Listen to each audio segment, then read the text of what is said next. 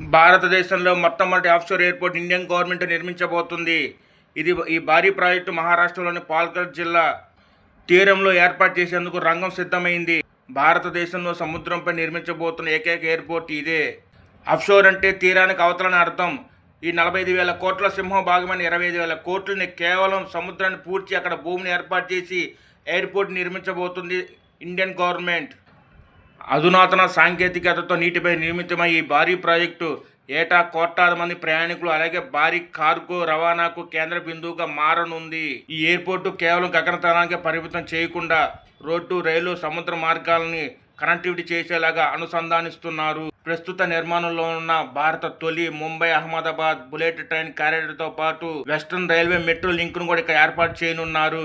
ముఖ్యంగా ఇది ఢిల్లీ ముంబై ఇండస్ట్రియల్ కారిడార్కు కీలక మార్గంగా మారనుంది.